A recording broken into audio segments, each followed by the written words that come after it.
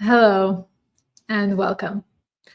By the time an MBA applicant receives an interview invitation, their paper candidacy is really strong. So the GMAT, the resume, the essays, those got you into the room, which means into the invitation to interview. But the interview is where admissions is assessing you live, real time. They want to see how you show up when there's no edit button, no drafts, no commentary from other individuals, and no time to consult your notes. And they want to know, does this person belong in the classroom or in our classroom, in the schools that you're targeting, in their team, in the culture? At this stage, you're not really about being evaluated on what you have done per se, although that will come through stories. You are going to be evaluated in how you think, how you lead, and how you connect under pressure. And that is today's conversation topic, which is the MBA interviews for business school. So admissions committees are assessing for situational maturity. Readiness, it's not really all about what you say, but how you respond when the script falls apart. Can you synthesize quickly? Can you engage with nuance? Can you speak with clarity under pressure? And these are some of the moments that differentiate the merely qualified candidate who has done all the polished work to put together a strong application, but has a hard time communicating that in person, versus the one who is truly compelling and can engage equally as well in the one-on-one interview as they did in their written application. So presence matters in this process. Sometimes what we see is that the candidates who are really rehearsed are going to sound brittle. They've practiced answers that default to performance rather than connection. And we're going to talk more about that. But what schools are looking for is composure under pressure, confidence without arrogance, and clarity without rigidity, which means, can you answer a question clearly without being so scripted? You need to sound like someone who belongs in the boardroom. That means preparation must go beyond memorization. It must lead to the internalization where your answers become so ingrained in your thinking that you can adapt them seamlessly to any version of the question where you can reuse that story, that element that you want to share. The best interviewees don't really recite, they respond because they know their stories so well and can repurpose that in whatever kind of question they're being asked. So each school uses interviews to assess different dimensions of fit. Behavior format, like Booth and Kellogg, are structured around past experiences. Wharton tests your ability to lead and collaborate in dynamic setting through the team-based discussion. And HBS is a league of its own with high-velocity, rapid-fire dialogue where interviewers or interviewees can receive 25 questions in a half an hour. Your preparation has to be tailored to each school and their own requirements. So what works for Kellogg will not work for HBS. And this is definitely where our coaching separates general prep from that precise preparation that is school specific in terms of where you're interviewing. So behavioral, we're going to go through each one separately. Behavior interviews are about pattern recognition. They assess your leadership approach, emotional intelligence, and self-awareness based on how you handle specific handled specific past situation. These interviews are often semi-structured and follow the classic "tell me a time when ... that kind of model. What matters here is not just the story, but the judgment within the story. Why did you choose to prioritize what you chose to prioritize? How did you navigate trade-offs? What would you do differently if you could do it all over again? A successful behavior interview requires well-mapped examples, but even more importantly, clarity of value and consistent decision-making themes are going to be really what sets you apart. Many candidates rehearse stories, but forget to pressure test why they made certain choices. And our job here at C Admissions is to make sure that the story isn't just polished, but it is really strategic. If your interviewer pushes for more details or questions your approach, your answer must still hold in that sort of judgment moment. And those who are really focused on just answering the question are going to crumble during those follow-up questions that may follow up one of your responses or multiple of your responses. So let's move into the team-based discussion. The Wharton TBD, which is unique to Wharton, by the way, the Wharton TBD is a test of influence without ego. You are placed in a group of 4 to 5 other applicants, just like you, who's been invited to interview, and together you're expected to solve a business challenge in 30 minutes. The admission team watches your ability to lead, follow others, synthesize ideas, and move the group forward. There's a delicate balance here that you must constantly uphold. You can't be too passive, but you also can't bulldoze your way through. Successful candidates do these 3 things really, really well. So they introduce their idea clearly and succinctly in that opening, essentially, pitch. They create space for others while gently steering the group forward towards a solution, and adapt in real time when plans shift because other people who you do not know before the interview have different ideas. This is not about coming in with the best answer, and that is oftentimes what sets high achievers, what makes them a little stressed out during this process, because they think that they have to come in with the best ideas. It's really about being the kind of peer others want to collaborate with. That is what we do here at SIA in terms of helping applicants prepare, whether that is going through the getting that idea put together, but also then separately we have the Wharton TBD simulation, where you have a safe space to experience what it's like to be in a setting where you do not know who else is going to be in the room. And you have a safe space, meaning this is not the actual real thing, where if you make a mistake, we can still course correct before the actual day. So let's go to the next kind of interview, and this is the HBS interview. The HBS interview is a uniquely intense format.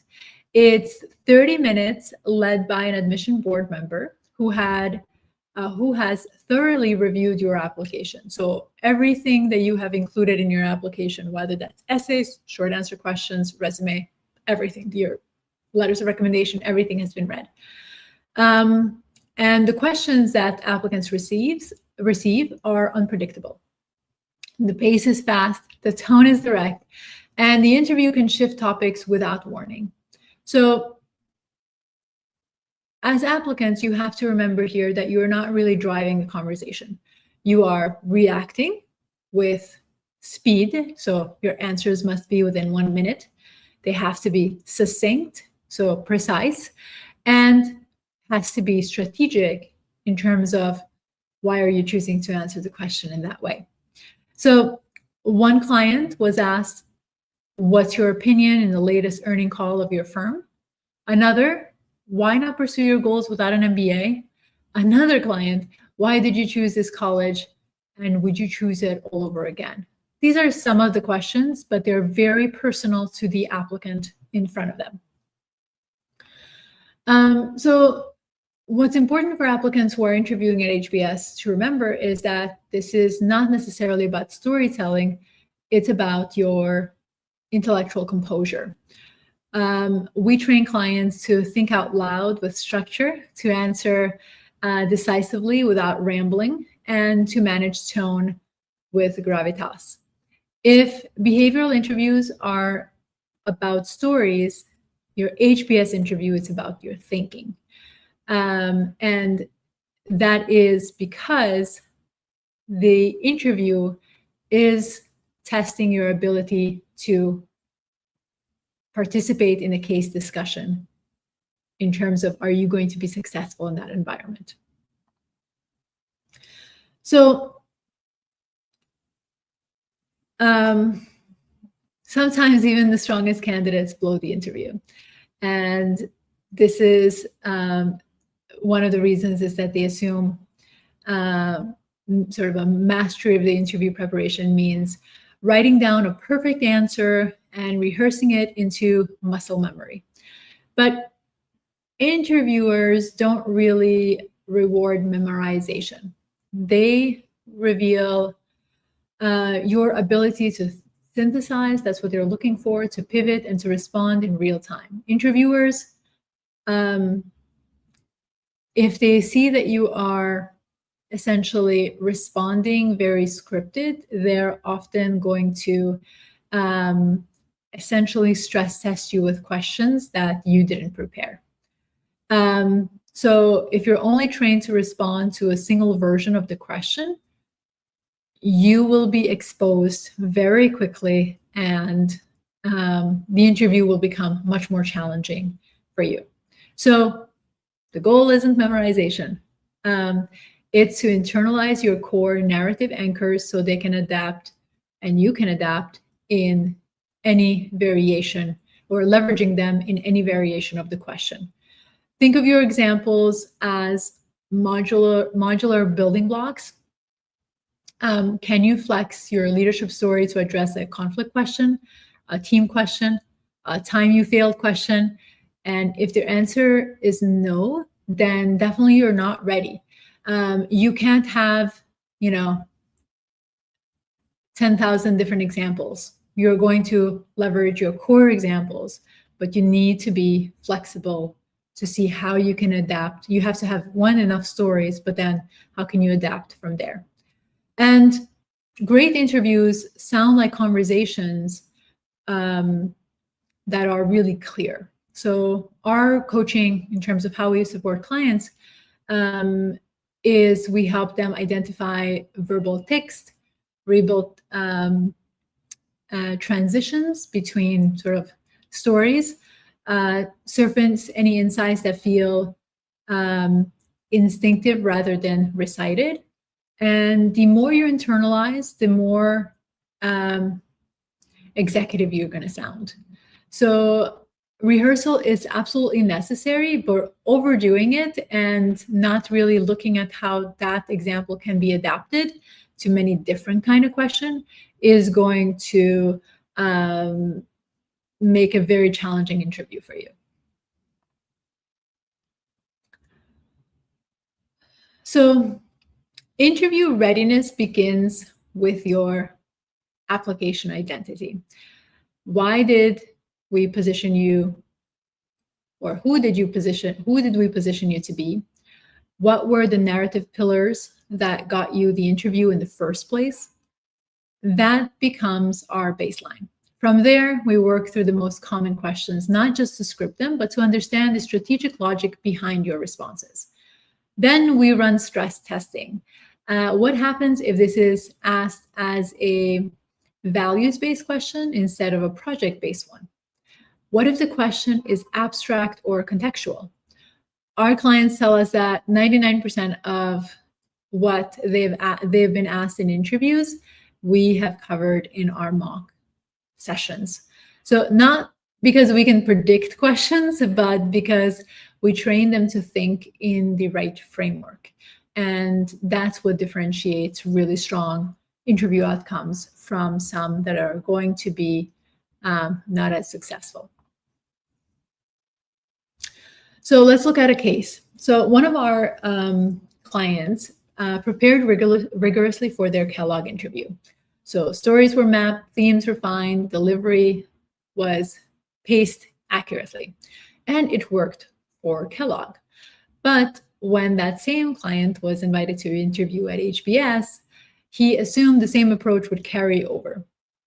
In his first internal HBS mock, meaning internal to us and obviously not in the actual interview, he was not ready. Not because his content was bad, because of course you're always going to use your best stories, but because he froze when he realized what this was actually like. He relied too heavily on his notes, and his pace was too slow. His responses were too long, and HBS rewards and expects fast thinking, real-time dialogue. The interview is designed to simulate case-based discussion of essentially what the HBS entire experience is about. And they want to see how you think and not how you're going to recite answers written already in advance. So what we had to do is rebuild his mindset, train him to deliver insights and not stories. He practiced fielding unpredictable questions like, what did you read in the newspaper this week that resonated with you? What did you think about the state of your industry?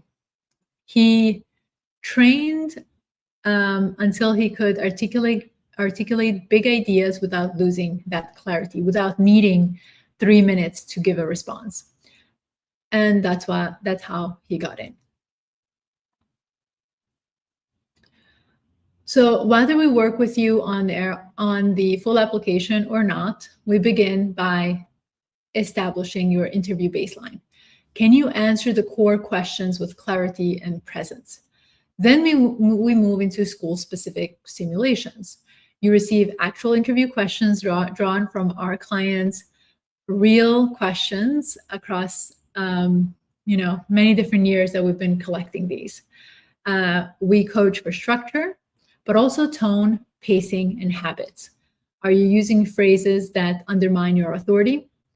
Are you adapting to the interviewer or holding on to a rigid format? Every session includes real-time feedback, live follow-ups, and redirection to make sure that in between our sessions, you are going to be practicing in the right way.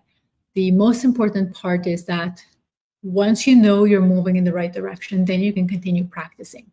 But if you're practicing erroneously, then that is a wasted energy. So you leave knowing exactly what needs refinement so that you can practice. And many candidates actually don't realize that the interview is not a formality. You're not in until you are in. And you can absolutely lose admission if you fail to showcase that you fit into that culture. So definitely interview is high stakes, given that by the time you get an interview, you are 50% of your way in, but not a guarantee. Now, if you're targeting round two, now is the time to start. Definitely on the later side. The timeline compresses definitely dramatically, given that we have less than 3 months until deadline. So this involves essays, resume, interviews, recommendations, and then obviously very shortly after interviews, interview preparation. What most applicants do wrong is prepare the application in a vacuum and then scrambling when the interview comes in because they didn't think about the full picture. And our comprehensive coaching trains you for that entire spectrum of the journey. Everything is purposefully, we coach with purpose. Every piece builds on the other, and it's all intended to be as part of a collective whole. So You have multiple ways. If this resonated with you, you have multiple ways to engage with us. And that can be one-on-one mock interviews. So if you've been invited to interview, or if you're anticipating interview invites, definitely getting started. It's in your best interest to make sure that you perform at your best. We also are going to have the Wharton TBD simulation, and that opens up on October 22nd for round 1 applicants who have been invited to interview. So you cannot register for the simulation until you have actually an interview in hand. And then we also have obviously comprehensive coaching for round 2 applicants. This is not for interview. And then the MBA Strategy Circle, which is a bi-weekly ongoing live sessions where you come in a community and have the opportunity to ask your questions, but also learn from other people's questions where they are in the process. So now with that, why don't we have about 7 minutes left. Why don't we move into your questions? So write your questions in the comments, and I'll try to answer as many as possible, but we'll also go to questions that have come through the registration form. Also, if you find this video helpful and you like to see more of this, it's really helpful for us to know if you like it, and give it a thumbs up. Follow us on YouTube and LinkedIn so that you can get the latest insight. And then, of course, you can engage with us in more personalized through our different ways of engaging with us I mentioned earlier. So why don't we dive into questions? So do you have questions? If you have questions, write them in the chat of whichever platform you're joining us from, so that I can answer them during our live session. So let's start with the questions that came through in the registration. Oops. What are the key qualities or themes admission committees look for in standout interview answer beyond just repeating what's already in the application? Yeah, so actually, it's a really, really great question.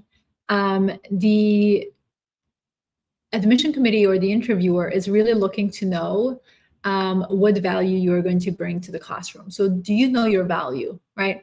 It's not going to be a specific theme, because business school is an environment that has a variety of people from all different kinds of backgrounds.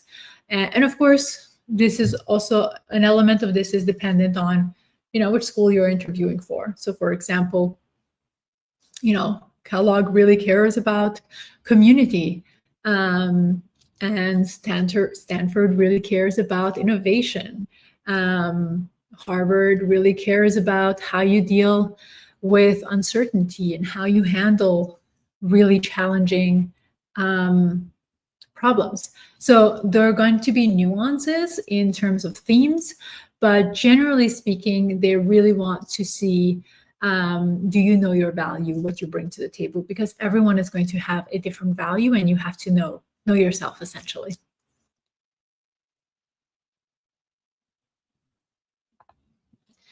How can a candidate best recover or handle a question they didn't answer perfectly during the interview without losing confidence or flow?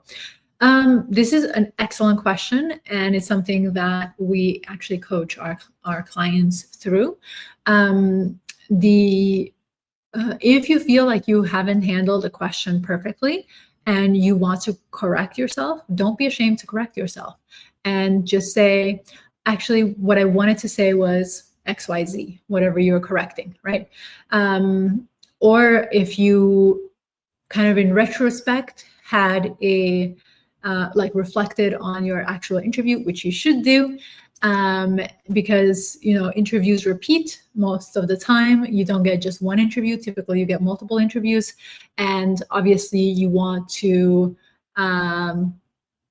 really prepare. So you can also essentially send them an email. So when you send the thank you email, send an email that says, I've been thinking about this, my response, and I wanted to just clarify my intention of what I wanted to say. So there's different ways that you can approach it, but the only mistake you can make is by knowing that you have answered incorrectly, or particularly if it makes you look bad, and not addressing it, because they have logged in exactly what you said, right, in their notes. So if you don't correct, those are the notes that are going to go to the admission committee. And you definitely want to be mindful of that. Okay, one last question. If you already know your story well and are a genuine public speaker who speaks easily, what can you then do to prepare yourself best for the MBA interview? One of the things that I see applicants make, and this is an excellent question for one of those sort of candidates. It is great, first and foremost, that you are a natural public speaker, which makes things easier, right? However, you are not speaking to a boardroom. You are answering interview questions for business school. And unless you know how to answer those questions, you can know your story, but are you leveraging your story to your benefit in the interview? So you still have to go through the preparation process. You still have to go through that assessment of your thinking process that I mentioned earlier in the presentation. So this is one of the mistakes I see. I mean, obviously, you're applying to M7, top 10, top 15, you're a high achiever, and you've had success in your career, but you are playing a different game at the moment. And you have to prepare for the audience that you are presenting yourself in front of, no matter how good of a speaker you are. If you want to increase your chances, you have to go through the process of understanding what an actual MBA interviewer is looking for that may be different from a job interviewer. And that's definitely going to be different than how you present to a boardroom or, someone,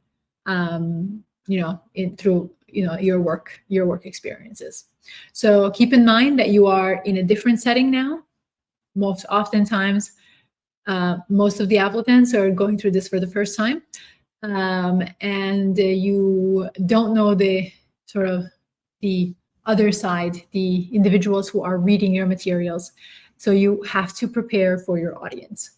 And that's when you're really going to be able to elevate your responses from where you are now to where you need to be. Excellent. So next week, we're going to talk about the Wharton TBD in terms of how to prepare for it. We will be sharing those, the registration in the link in the comments after this session. And if you have applied to that, definitely encourage you to register. And you can get a replay if you're not able to join us on the live. I will see you next week. Thanks for watching.